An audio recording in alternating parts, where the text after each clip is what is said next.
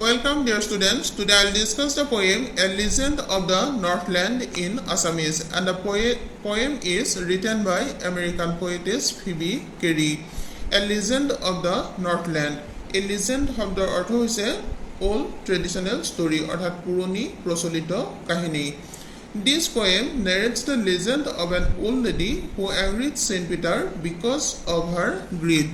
এই কবিতাটোৱে বৰ্ণনা কৰিছে এটা পুৰণি প্ৰচলিত কাহিনী এগৰাকী বৃদ্ধা মহিলাৰ বিষয়ে যে নিজৰ লোভৰ বাবে সেন্ট পিটাৰ্ছৰ খং উঠাইছিল. Away in the Northland where the hours of the day are few and the nights are so long in winter that they cannot sleep them through.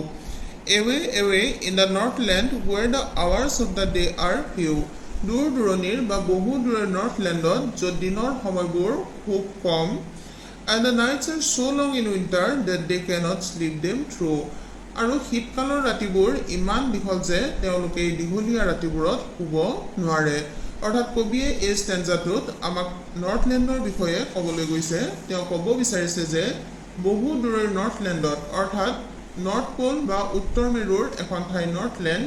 য'ত দিনবোৰ ছুটি আৰু ৰাতিবোৰ বৰ দীঘল, যাৰ বাবে তাৰ মানুহবোৰে ভালদৰে শুব নোৱাৰে কাৰণ তাৰ শীতকালৰ ৰাতিবোৰ খুব দীঘলীয়া আৰু অতি ঠাণ্ডা. Where they harness the swift reindeer to the sledges when it snows and the children look like bears cub in their funny furry clothes. Where they harness the swift reindeer to the sledges অৰ্থাৎ য'ত নেকি তেওঁলোকে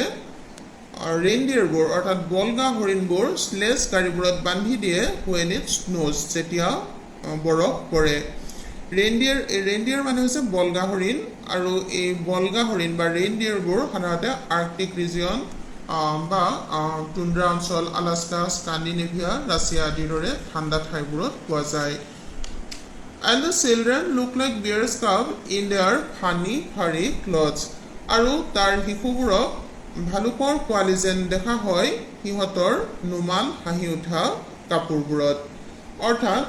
ইয়াত কবিয়ে ক'বলৈ গৈছে যে নৰ্থলেণ্ড যিহেতু খুব ঠাণ্ডা অঞ্চল, সেয়ে যেতিয়া তাত বৰফ পৰিবলৈ লয় তেতিয়া তাৰ মানুহবোৰে ওলৈ তলৈ যাবলৈ স্লেজ গাড়ীবোৰত বলগা হৰিণবোৰ বান্ধি দিয়ে. আৰু তাৰ শিশুবোৰে হাঁহি উঠা ধৰণৰ নুমান পোচাকবোৰ যেতিয়া পিন্ধি লয় সিহঁতক বিয়েৰ কাব অৰ্থাৎ ভালুকৰ পোৱালি যেন দেখা হয়. They tell them a curious story. I don't believe it's true, and yet you may learn a lesson if I tell the tale to you. They tell them a curious story. I don't believe it's true. তেওঁলোকে সিহঁতক অৰ্থাৎ শিশুবোৰক এটা কৌতূহলপূৰ্ণ বা আমোদজনক কাহিনী কয়, মই এইটো সঁচা বুলি বিশ্বাস নকৰোঁ. And yet you may learn a lesson if I tell the tale to you. তথাপিও তোমালোকে এটা শিকনি ল'ব পাৰিবা যদি মই তোমালোকক এই সাধুটো কওঁ. অৰ্থাৎ নৰ্থলেণ্ডৰ মানুহবোৰে তেওঁলোকৰ শিশুবোৰক এটা খুব কৌতূহলপূৰ্ণ কাহিনী কয়.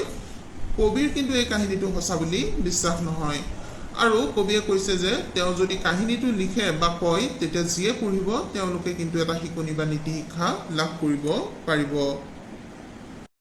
Once when the good Saint Peter lived in the world below and walked about it preaching just as he did, you know.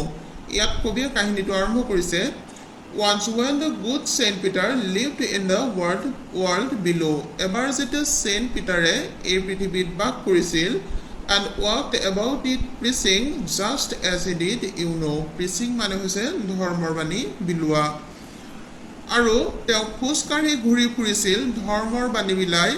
আন চেইণ্টবোৰে যিদৰে কৰে তোমালোকে জানাই. অৰ্থাৎ এই পৃথিৱীত সেন্ট পিটাৰে বাস কৰিছিল আৰু তেওঁ খোজ কাঢ়ি কাঢ়ি চাৰিওফালে আন চেইণ্টবোৰে কৰাৰ দৰে ধৰ্মৰ বাণী বিলাই ফুৰিছিল. He came to the door of a cottage and traveling round the earth where a little woman was making cakes and baking them on the hearth.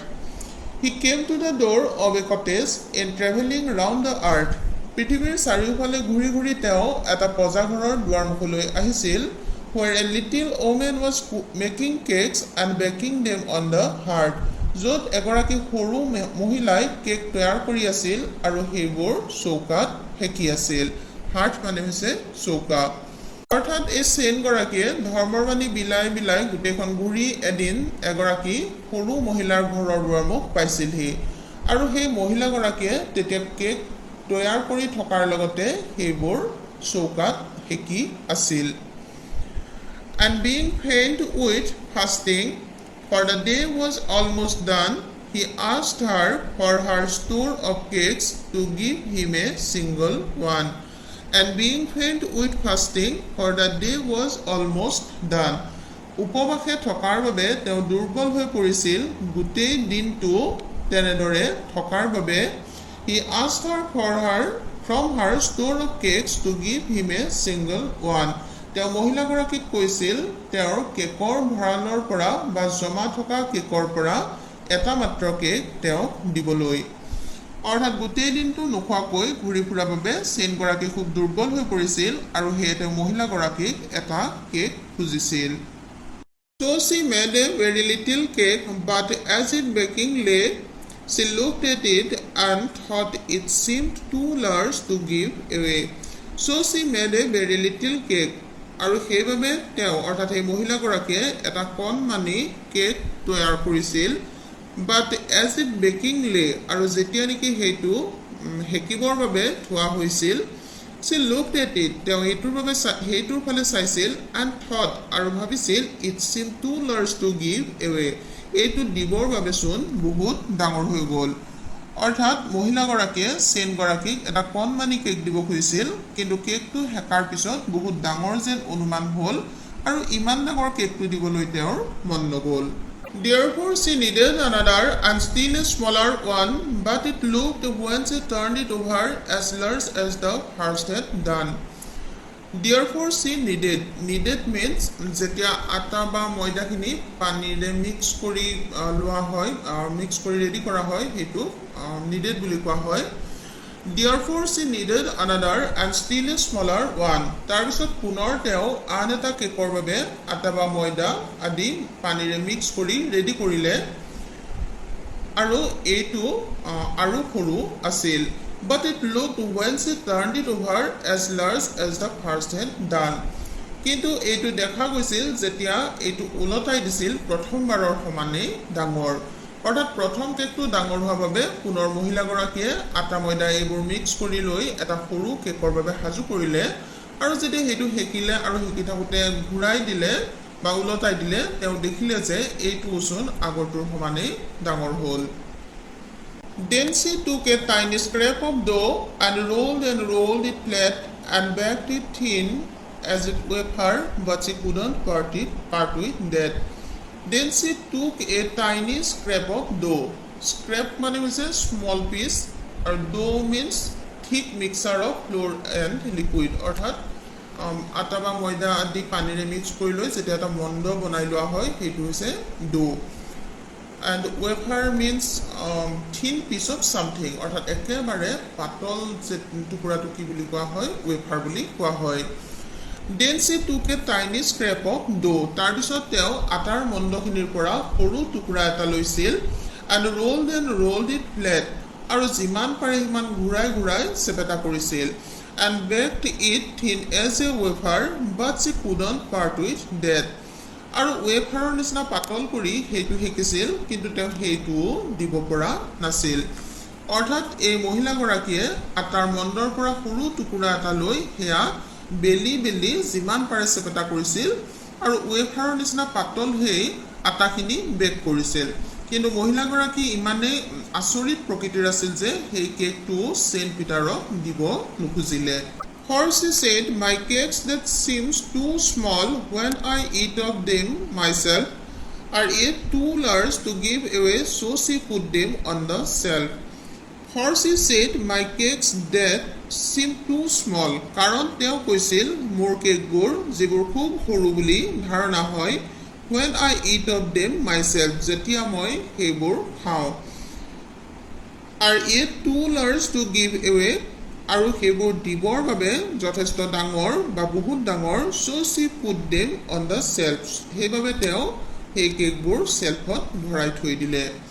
অৰ্থাৎ মহিলাগৰাকীয়ে কৈছিল যে যেতিয়া তেওঁ কেকবোৰ খায় তেতিয়া সেইবোৰ সৰু যেন ধাৰণা হয় যেতিয়া এটা কেক আনক দিব লগা হয় তেতিয়া হেতু ডাঙৰ যেন অনুভৱ হয় হে তেওঁ কেকটো নিদি সেলফতে ভৰাই থৈ দিলে Then good Saint Peter grew angry for he was hungry and faint and surely such a woman was enough to provoke a saint Then good Saint Peter grew angry তেতিয়া Saint Peterৰ খং উঠি গৈছিল for he was hungry and faint কাৰণ তেওঁৰ ভোক লাগি আছিল আৰু তেওঁ দুৰ্বল হৈ আছিল And surely such a woman আৰু নিশ্চিতভাৱে তেনেকুৱা এগৰাকী মহিলা was enough to provoke a saint saint গৰাকী খং তুলিবৰ বাবে যথেষ্ট আছিল provoke means খং উঠোৱা অৰ্থাৎ মহিলাগৰাকীৰ এই কাণ্ড দেখি ভোকত থকা আৰু দুৰ্বল হৈ থকা saint গৰাকীৰ খং উঠিছিল And he said, You are far too selfish to dwell in a human form, to have both food and shelter and fire to keep you warm. And he said, You are far too selfish to dwell in a human form. আৰু তেওঁ কৈছিল তুমি বহুত স্বাৰ্থপৰ মানুহৰ ৰূপত বাস কৰিবৰ বাবে to have both food and shelter and fire to keep you warm. খাদ্য আৰু পানী দুয়োটাই পাবৰ বাবে আৰু তোমাক লগাই ৰখা জুইৰ বাবে অৰ্থাৎ সেন্ট পিটাৰৰ যেটো খং উঠিছিল হে তেওঁ কৈছিল যে তুমি ইমান বেছি স্বাৰ্থপৰ যে তুমি খাদ্য পানী জুইৰ উত্তাপ এইবোৰ গ্ৰহণ কৰি মানুহৰ দৰে জীয়াই থকাৰ যোগ্য নহয় Now you shall build as the birds do and shall get your scanty food by boring and boring and boring all the in the hard dry wood Now you shall build as the birds do এতিয়া তুমি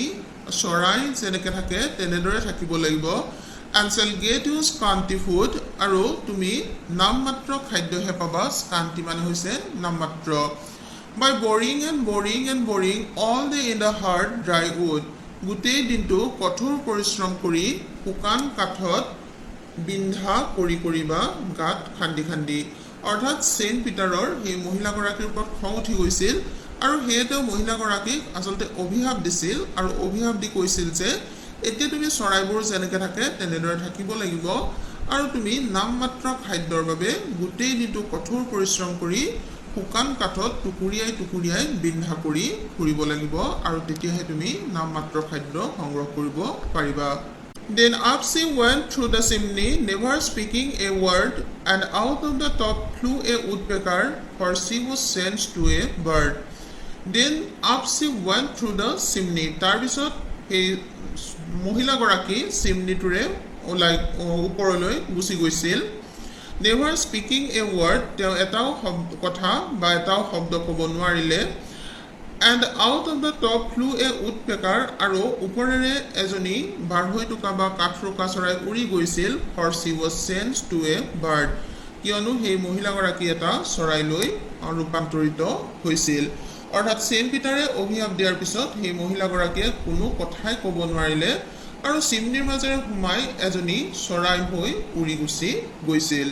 She had a scarlet cap on her head and that was left the same but all the rest of her clothes were burned black as a coal in the flame She had a scarlet cap on her head এই মহিলাগৰাকীৰ মূৰত এটা ৰঙা টুপি আছিল and that was left the same আৰু হেতু তেনেকৈ থাকি গৈছিল but all the rest of her clothes were burned কিন্তু তেওঁৰ বাকি কাপোৰবোৰ জ্বলি গৈছিল black as a coal in the flame আৰু জুইৰ হিকাত হেইবোৰ কয়লাৰ দৰে কোলা হৈ পৰিছিল অৰ্থাৎ মহিলাগৰাকীৰ মূৰত থকা টুপিটো তেনেকৈ চৰাইজনীৰ মূৰতো থাকি গ'ল বাকি কাপোৰবোৰ জুইৰ হিকাত জ্বলি কোলা হৈ গ'ল And every country school boy has seen her in the wood where she lives in the trees till this very day boring and boring for food And every country school boy has seen her in the wood আৰু প্ৰত্যেক দেশৰ স্কুলৰ ল'ৰাবোৰে এই চৰাইজনীক জংঘলত দেখে Where she lives in the trees till this very day, boring and boring for food.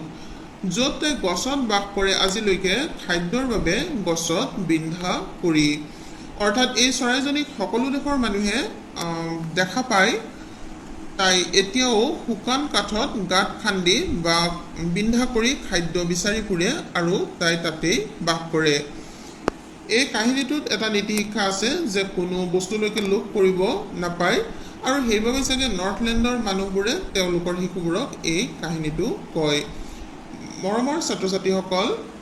A legend of the নৰ্থলেণ্ড নামৰ এই কবিতাটিৰ অসমীয়া আলোচনা ইমানতে শেষ হৈছে ধন্যবাদ